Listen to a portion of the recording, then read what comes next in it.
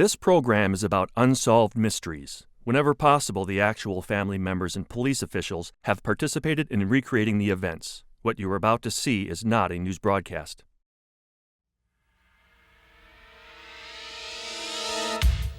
Tonight on Unsolved Mysteries, 4 eerie tales for All Hallows Eve. The legend of the Gray Man. For more than a century, this solitary ghost has wandered the sand dunes of a tiny island in South Carolina. Some residents claim that his ghostly appearances protected their homes from the fury of Hurricane Hugo. Halloween 1988, 29-year-old David Stone embarked on a bizarre spiritual journey across the New Mexico desert. He left behind a trail of baffling clues and then mysteriously vanished. Eyewitnesses claim that this woman possesses remarkable psychic abilities, both mental and physical, an extraordinary case of paranormal powers or a brilliant deception. We'll also bring you an intriguing update on last season's story about reincarnation. Can we truly experience a past life, or is it all in the mind? Join me. It's Halloween night on Unsolved Mysteries.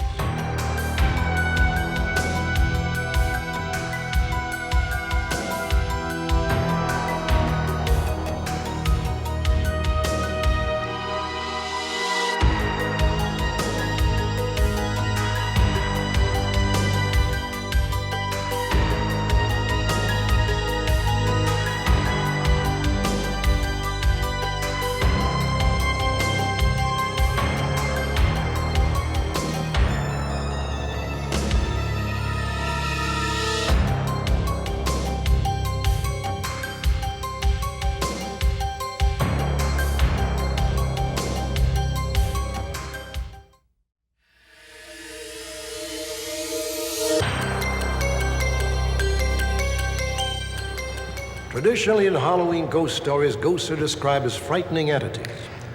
But on a tiny island in South Carolina, they tell of a very different kind of spirit. Over the last 170 years, 5 deadly hurricanes have ripped through Pawleys Island. Every single one of these storms has been accompanied by a local sighting of a ghost known as the Gray Man. In a bizarre coincidence, apparently every person who has encountered the ghost has been spared from harm. Fairy tale, or evidence that ghosts do exist? The record may speak for itself.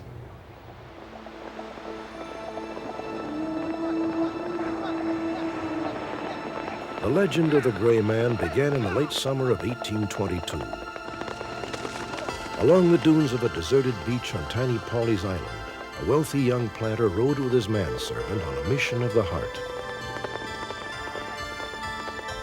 His destination was his fiancée's plantation. The wedding was just days away, but the groom was overcome with youthful emotion and impatience.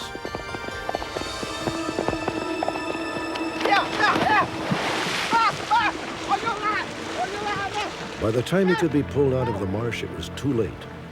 The young man was dead. At the plantation, the bride-to-be heard the tragic news. Rachel. Yes, Papa? It's James. He was riding and he fell in the marsh. He died in the fall. According to the legend, the girl took to wandering the shore alone, contemplating a life she no longer had reason to live. One afternoon, she discerned a shadowy form standing in the sands.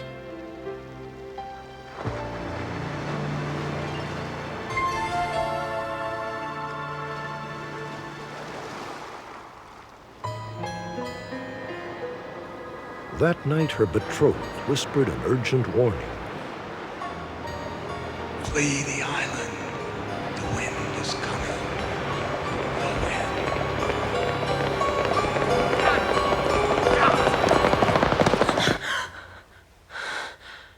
She and her parents left the next day, just before a hurricane slammed into the island.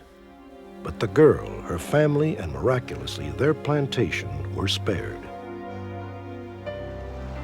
The specter of the dead lover had voiced a warning from beyond the grave. It was not to be the last time. One of the next recorded sightings of the Gray Man took place on Pawleys Island at the turn of the century. In anticipation of an approaching hurricane, a tenant farmer was herding animals owned by a local family off the island when he encountered the Gray Man. Hey, mister, better follow me off the island. There's gonna be a storm tonight. I say, follow me off the island. There's gonna be a storm tonight. Hey, you crazy man, do what you want. Come!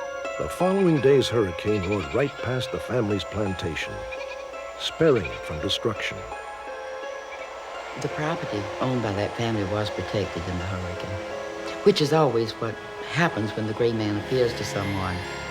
That was in October of 1893. Through the years, there have been numbers of different stories, often in the newspaper after a storm.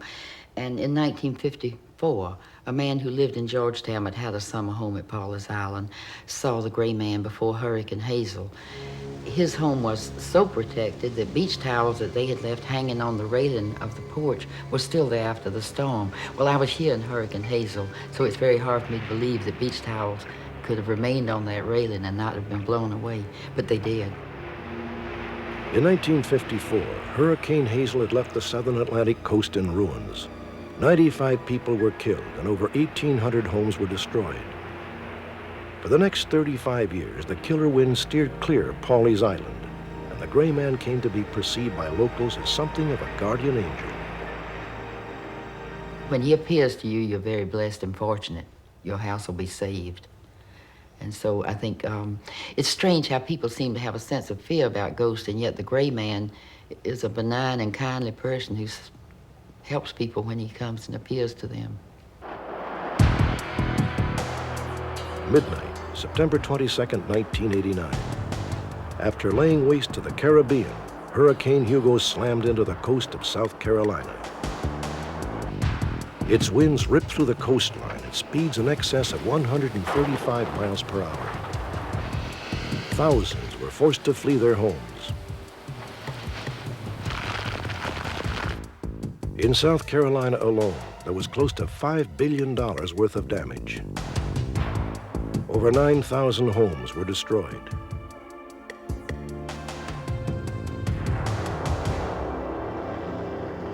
Pawleys Island was particularly hard hit.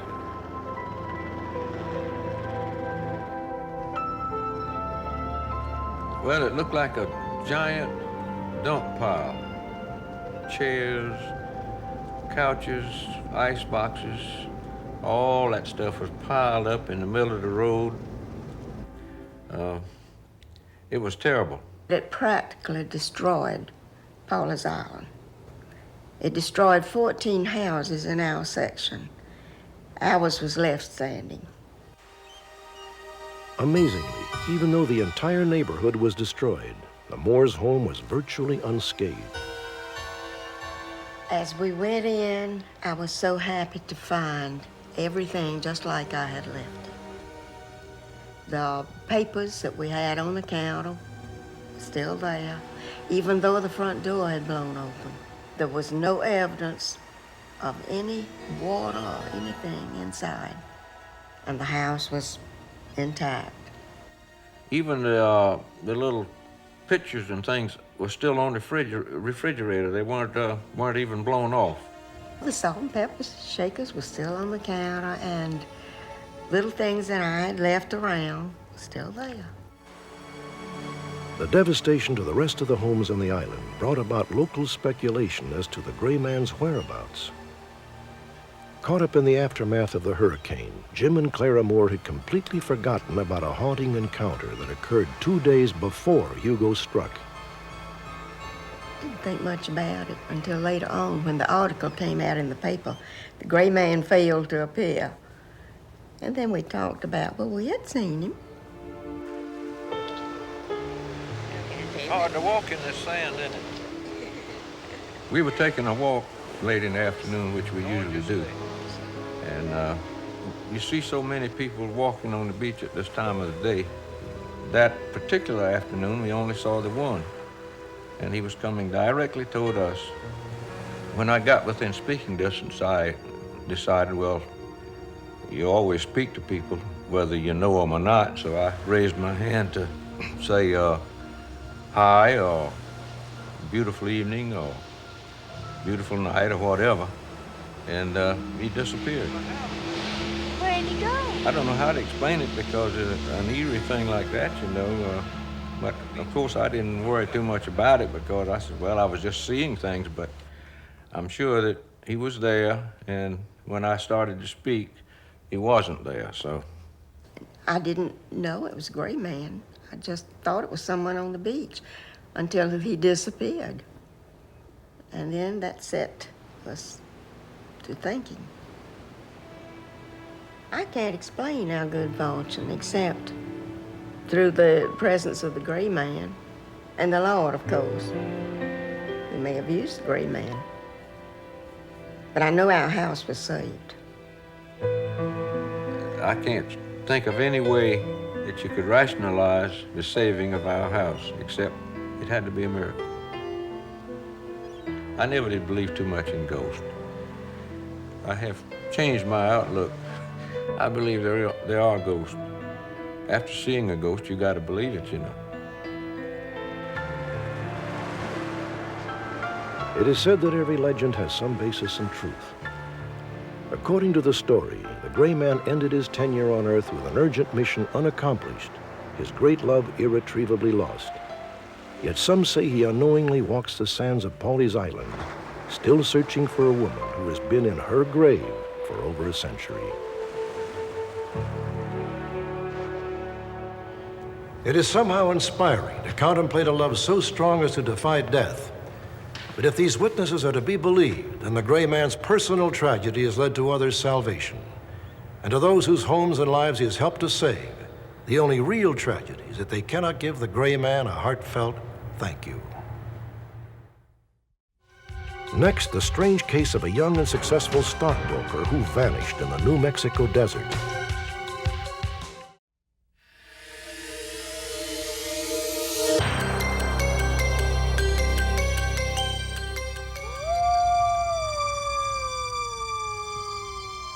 The desert that stretches across Arizona and New Mexico has been a part of Native American myth and legend for centuries.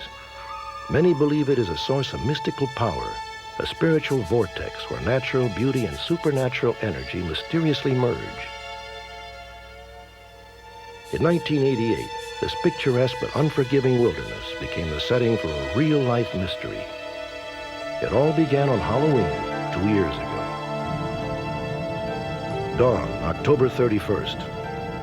140 miles east of Tucson, Arizona, local farmer Larry Rivers encountered a young stranger who claimed to be searching for the beast.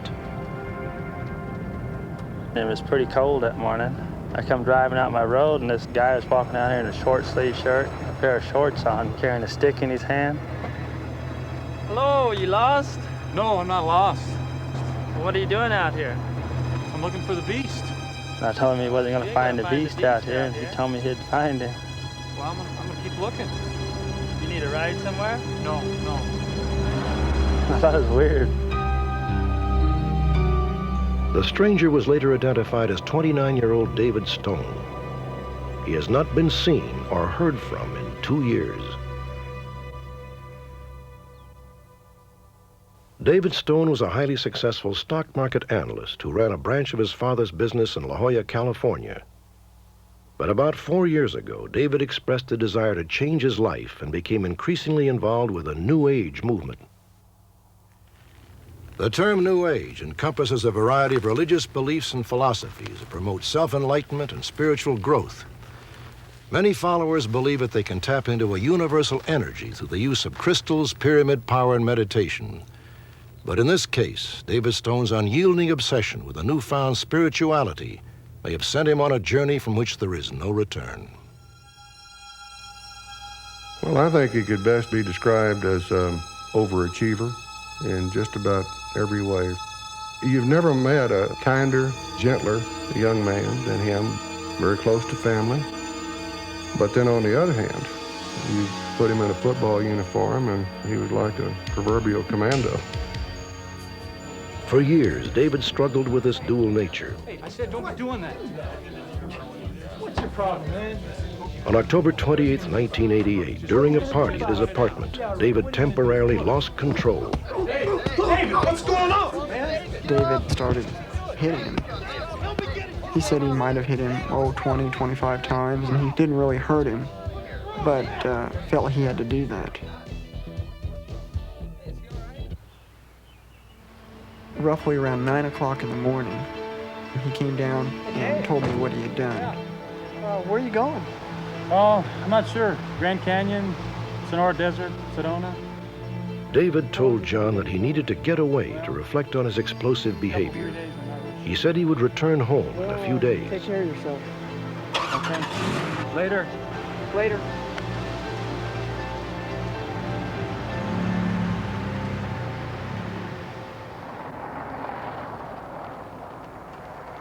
Five days later, David's car was discovered on a desolate stretch of New Mexico Highway 80.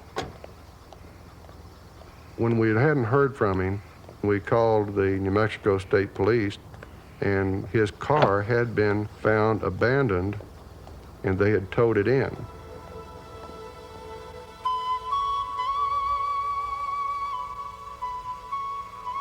Police interviewed local residents and learned that several had seen David.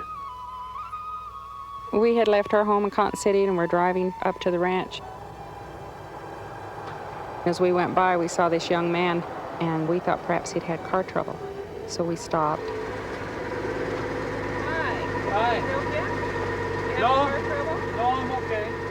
Thank you. And so we just went on. I am the power. I am the power. I heard this voice, Seven masters, I compel you. and I seen this man walking across the way there. Be gone. I am the power. Thought it was unusual that he'd be going out across the desert at that time of the year in shorts with no coat or anything, you know.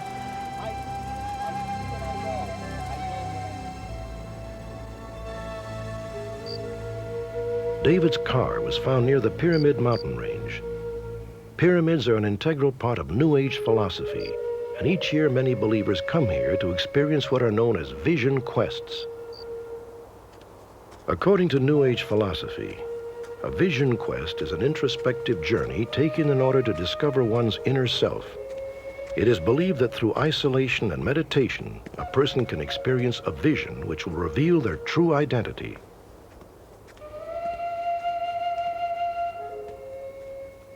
I am convinced that once he arrived at that location, that he felt like this would be the perfect starting point for whatever vision quest he personally felt that he had to embark on.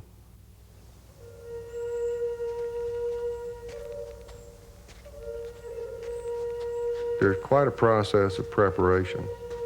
In that process, you have to face what they term as being the beast.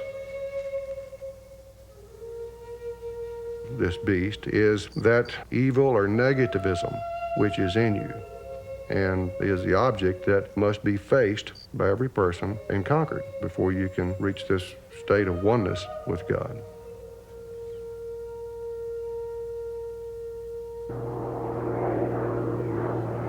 Four days after his son's car was discovered, Harry Stone joined a full-scale manhunt launched by the Boot Heel Search and Rescue Team. For 3 days, they scoured the desert, using 4 planes and more than 40 trackers and volunteers on the ground. David's trail headed northwest from his car in the direction of Granite Peak. We thought it was interesting because that mountain from the south looks kind of pyramid shaped.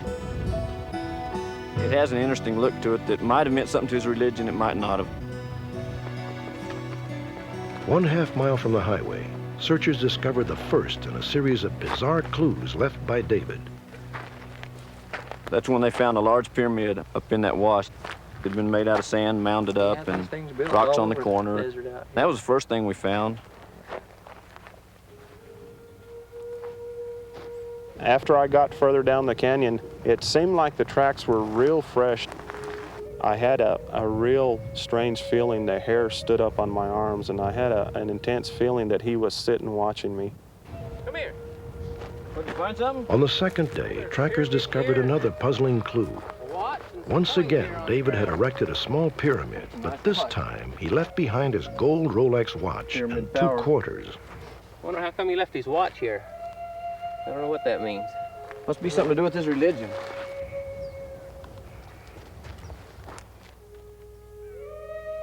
The coins in David's watch were found here, about 1/4 mile from the first pyramid.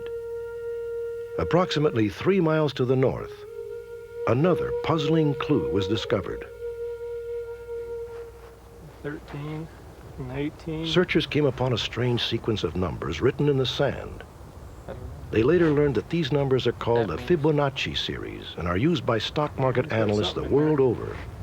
But the last number in the sequence should have been 21. Oddly, David wrote 18. He knew better than that. So it's one of the mysteries, is why would he write 18 instead of 21? But that goes along with a lot of other unanswered questions.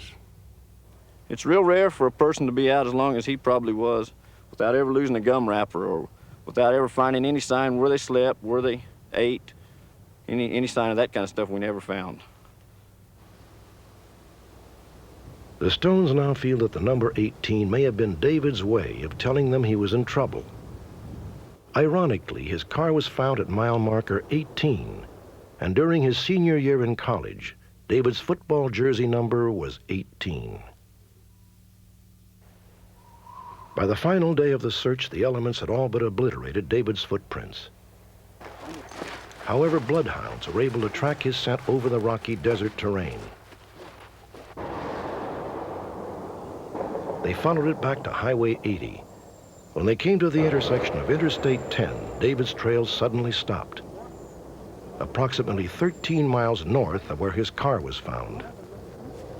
At the time, we took it to be a hopeful sign that he had hitchhiked out or that somebody had given him a ride, and that was the only thing we could understand that would mean why the scent disappeared like it did. Well, I just kept feeling that everything was there to let us know what had happened, but we just weren't seeing it. At the conclusion of the search, Carol and Harry Stone made a more extensive inventory of the items left in David's car. Tucked away in a pocket version of the New Testament, they found a business card bearing the name of a Tony Ballesteros and an Arizona phone number. They immediately contacted Ballesteros.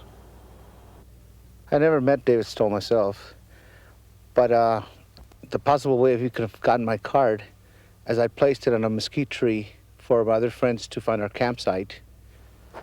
Maybe the wind blew it down, he picked it up later. At this point, nothing makes sense how my card got into his Bible, to tell you the truth. Put that over there. In addition to the business card, the Stones found a strangely worded note. The note said, they think the word is in the safe. 6 knives in Rob's room. Use buys your tea and use takes your chances. Halloween. We don't know what the word tea means. We think it's the old saying, you know, you buy your ticket and you take your chances, but it just said use buys your tea and you takes your chances. Halloween. And that was the day he disappeared, which was October 31st, Halloween. What is the meaning behind the strange clues that David left across the desert? Were they a coded message that he was in trouble? Or were they a sign of his ultimate destination? It seems apparent that David managed to walk out of the desert. But what became of him after he reached the intersection of Highway 80 and Interstate 10? There are always those unanswered questions. You know, life has to go on. It's very difficult at times. We would always want him to feel free to contact us and let him know that we love him and would want to hear from him. But we face the possibilities.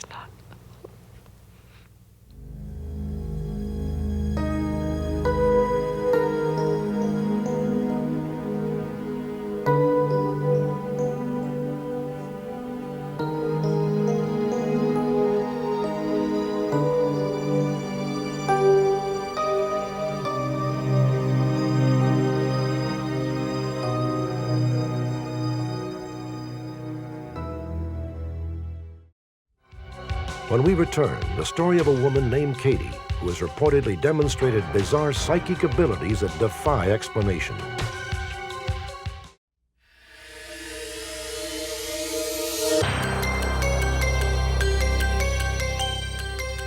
You're about to meet a woman named Katie. According to witnesses, Katie can predict the future and materialize objects out of thin air. She has supposedly written perfect medieval French while in a trance, a surprising accomplishment for a person who claims that she never learned to read or write. Throughout history, many have claimed to possess psychic powers, but have been exposed as clever fakes using sleight of hand. Is Katie gifted with eerie paranormal abilities, or is she just a talented magician with extraordinary powers of illusion? You be the judge. I'll see people that ain't there. You know, I hear voices that no one else hears. Objects coming from eyes, ears, nose, mouth, you know, just popping out. I've seen her take forks, spoons, nails, anything like that, and by doing this, she could take 2 fingers and you could watch it droop. I saw Katie's face go from nothing there to the diamond start to come out of her eye. Katie is a great classical physical medium, a psychic who has the ability, or apparently the ability is a gift, which she has, where things happen which are unexplainable, physical things, mind over matter, seeds germinating, things moving without reason, things appearing and disappearing, and all kinds of prophecy, all kinds of things, both mental and physical phenomena. Katie says that her odd experiences began in 1974. She was 25 years old. I was cleaning in my kitchen, and this man opens the door, and he comes in and proceeds to go back to my bedroom. I thought it was the guy that we were renting from. So I go back to the bedroom to see what he wants. And when I get back there, there's nobody there. So I'm thinking, you know, God, I'm losing it. You know, I've seen this man walk in my door, back to my bedroom. My windows are locked. There's no way out, and he's not there. Several days later, Katie's husband brought home a family photo album which Katie claims she had never seen before. That's him. That's the man I saw. That's my dad. He had a picture of him. And I said, well, this is the man that opened the door. And he says, it can't be. He said, that's my dad. I'd never seen the picture of his dad. And his dad had died maybe 5 years before we had ever met. I view myself as very skeptical when it comes to psychics. I view myself as very skeptical anyway. If I can't see something that's quite tangible, I just don't believe it. And in this particular case, we've seen some things that were quite astounding that I can't explain. Jerry Burr is a retired police investigator who has enlisted Katie's help on several occasions.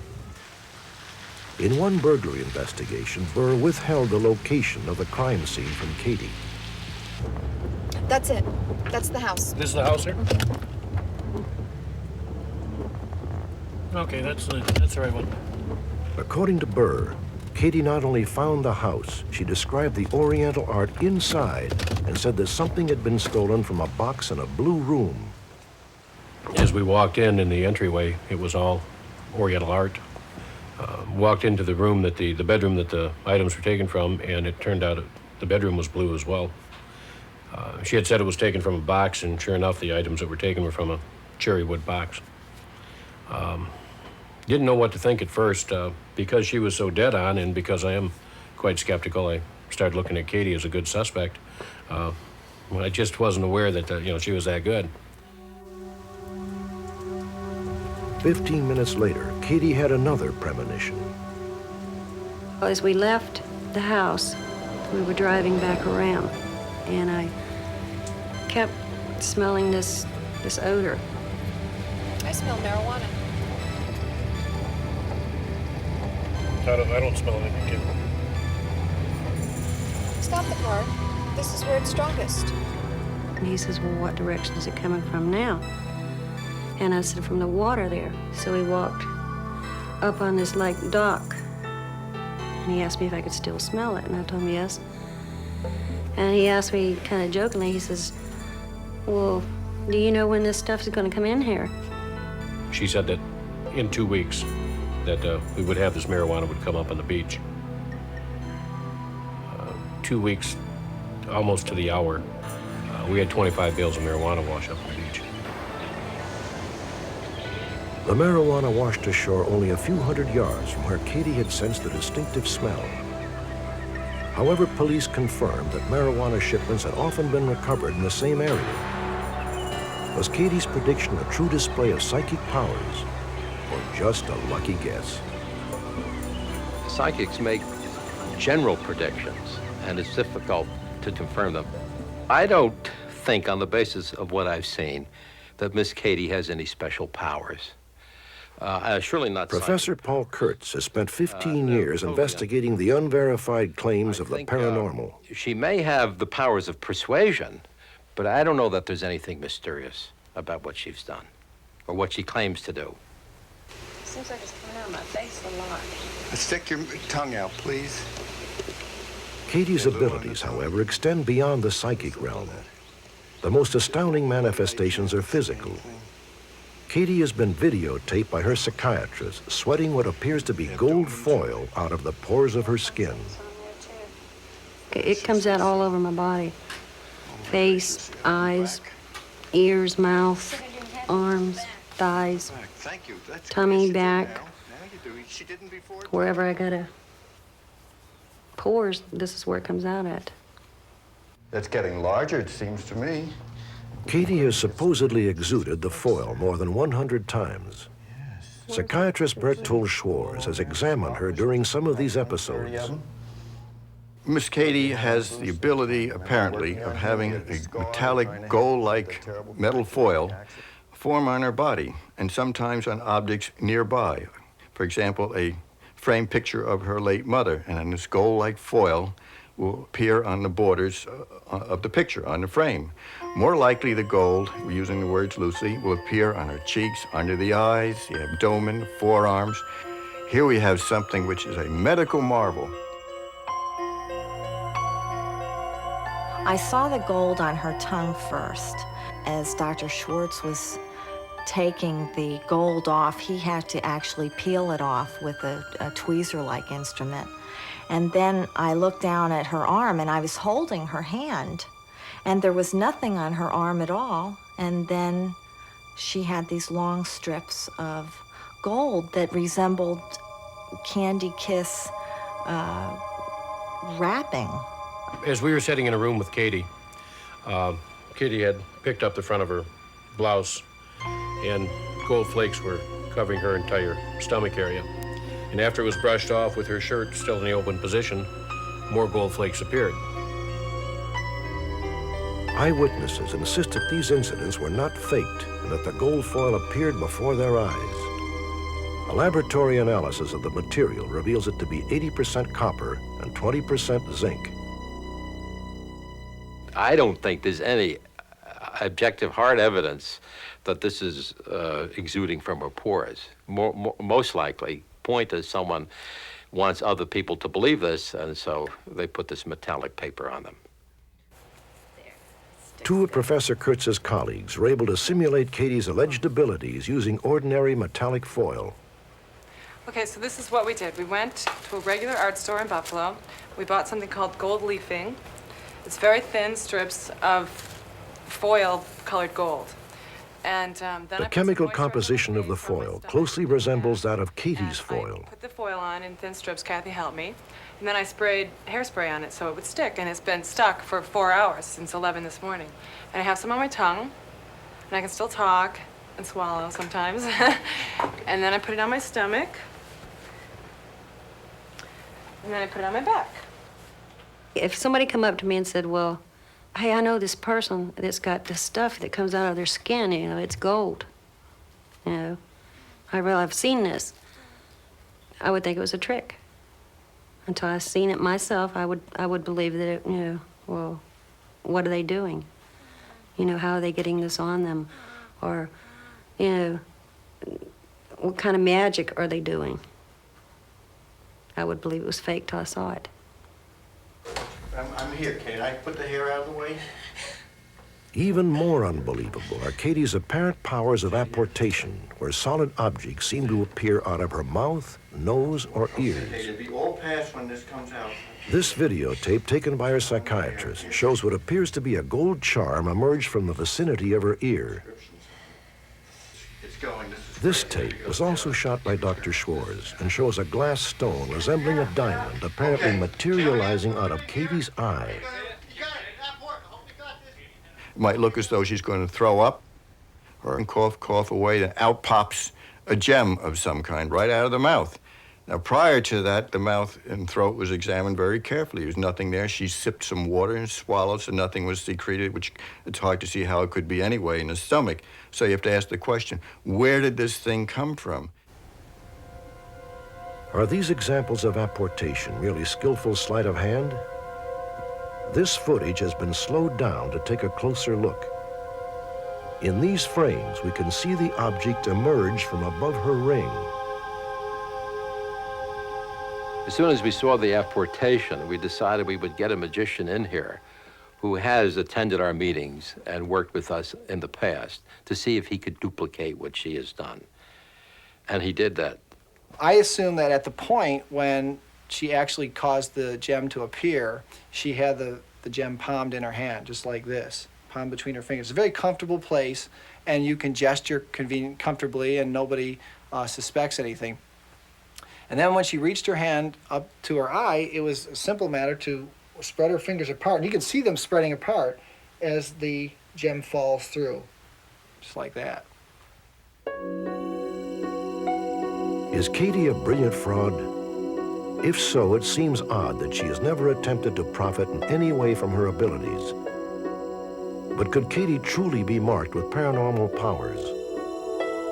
Where does something like this fit into my thinking? It doesn't. It's beyond me. It's beyond my comprehension. I was a doubting Thomas too, but if you saw it, you too would be a believer.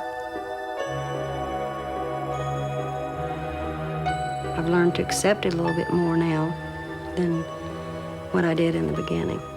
But I do still have questions in my mind that are not answered yet. And I don't know if they will be answered. But I'm gonna keep trying till I find out.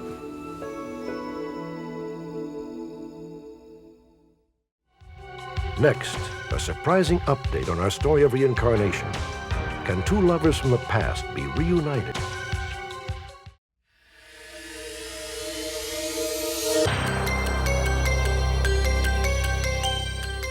Reincarnation, life after death, has fascinated people and cultures all over the world for centuries. Last season, we presented the eerie story of a woman named Georgia Rudolph, who is convinced that she is a reincarnation of a girl who lived at the turn of the century. Tonight, a surprising update on Georgia's bizarre story. Since childhood, Georgia has been beset by recurring dreams and memories of an unfamiliar earlier time. Visions of horses and carriages, a river, and, repeatedly, old-fashioned stern wheelers. Often there is a young man dressed in a brown suit and derby hat, and always the image of a dark-haired girl. My whole childhood, I thought I was crazy because I don't think there was a month that went by that I didn't have either memories or dreams. So we're going to go through Continually haunted by these images, Georgia sought therapy in the form of regressive hypnosis. that you've been dreaming about and thinking about. When Georgia first contacted me, I felt it might be something like an early traumatic childhood memory that she was trying to remember. Or possibly it could be an aspect of a multiple personality. Other than that, reincarnation was probably the last thing in my mind about what had happened to her. Under hypnosis, Georgia began to give detail to her visions. She believes the girl in her dreams is named Sandra Jean Jenkins. The young man in the derby hat was her fiancé. His name was Tommy Hicks. In 1914, according to Georgia's visions, Tommy Hicks drowned in the Ohio River. His body was never found. Sandra Jean Jenkins was left unmarried and pregnant with Tommy's child. Distraught over the death of Tommy and unable to face the shame that their unborn child would bring, Sandra Jean Jenkins took her own life.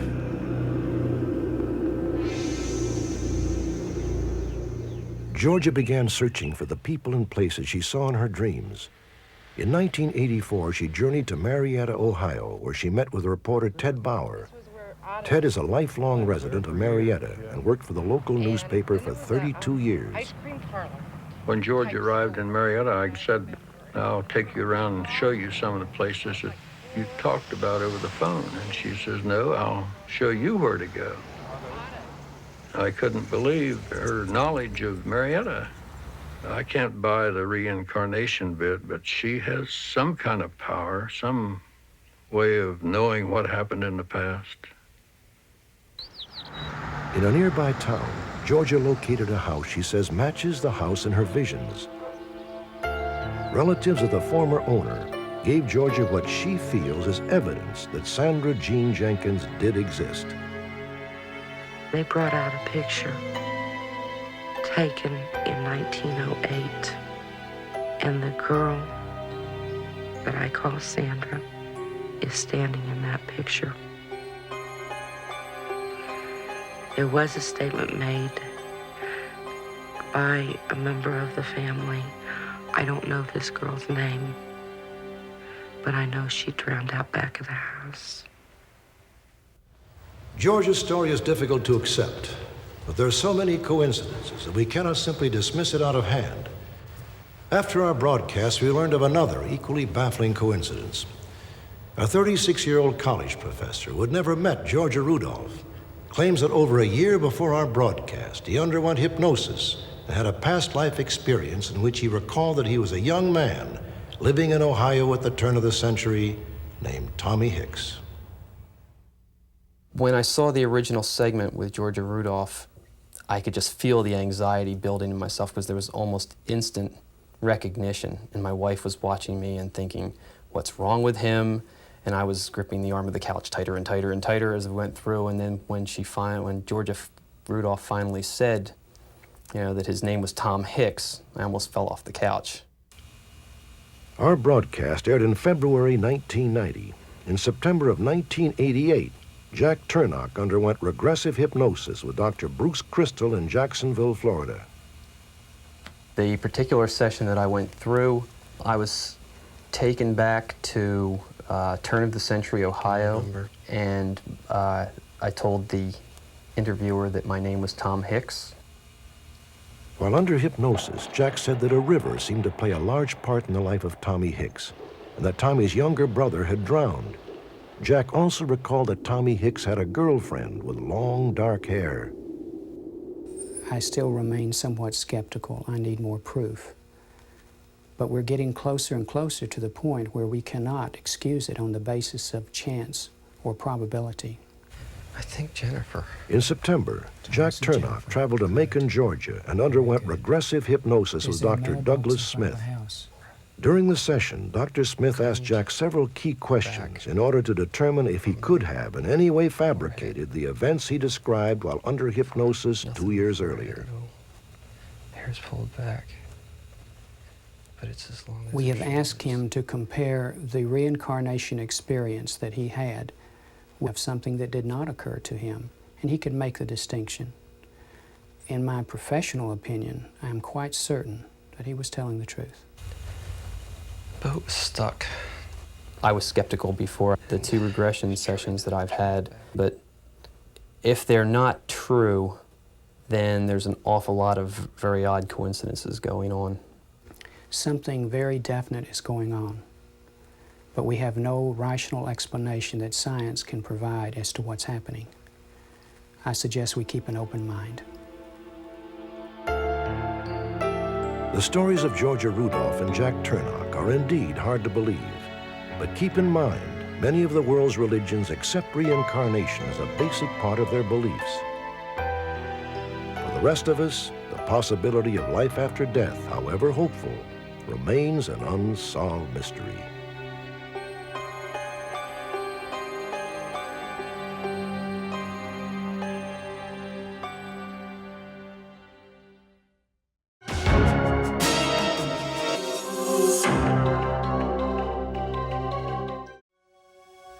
Next week on Unsolved Mysteries. 55 years ago, aviatrix Amelia Earhart was the most famous woman in America. In 1937, she left Oakland, California to fly around the world. 6 weeks later, her plane went down in the South Pacific. Today, evidence from the remote island of Saipan suggests that Amelia Earhart was captured by the Japanese and may have been executed. In Woodstock, Illinois, a high school romance turns sour and ends in tragedy for 17-year-old Colleen Ritter. Perhaps you can help capture her missing boyfriend, who is wanted for murder. Also, a special appeal from the musical group New Kids on the Block. 3 years ago, 16-year-old Carrie Nixon disappeared. In June 1989, she may have been spotted at New Kids concert in Los Angeles. Join me next week for another edition of Unsolved Mysteries.